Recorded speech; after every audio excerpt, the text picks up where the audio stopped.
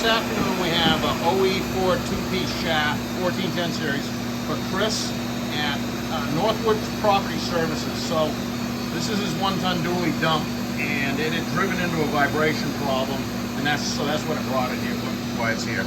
And it turned out that this U-joint here, one cap had failed completely, and one other cap was seized up. This cap here was seized up so tight that if it was welded together, it wouldn't have been much more difficult to move. So I have no doubt believing that this thing was producing a wicked bad shake in that when it was trying to run.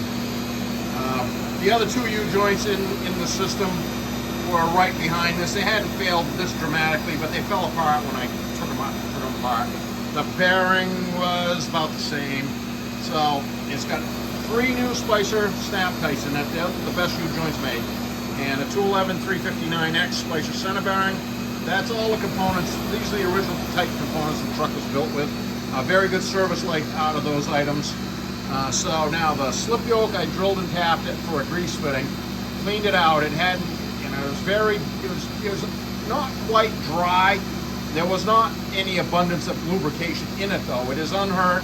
I did straighten a yank in the stub shaft and in this back section of drive shaft, in the tubing, which is not hard to believe, given the fact that U-joint wouldn't articulate.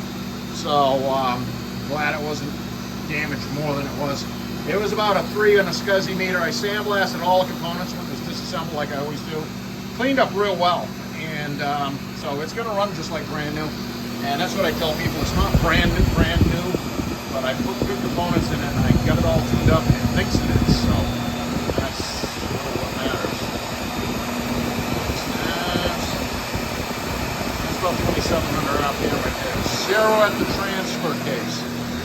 0 at the center bearing. 0 at the rear axle. So I'm going to shut this on down. I'll put the boot kit back on it when I put it in the truck. I've got the correct crimp-on band clamps for that.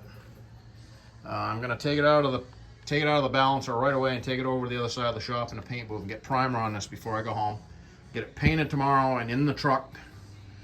Also, while I was under the truck, I noticed, just because I was under there, I took a look at the front drive shaft, and there was literally rust coming out between the seal and the cap of one of the U-joints where it connects to the front axle. So that's needs attention.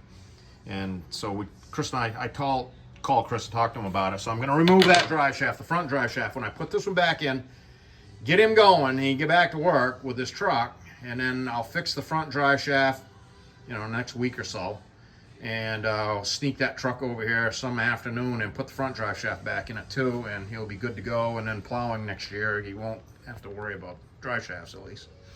So we'll get paint on this right away and get it back to Chris.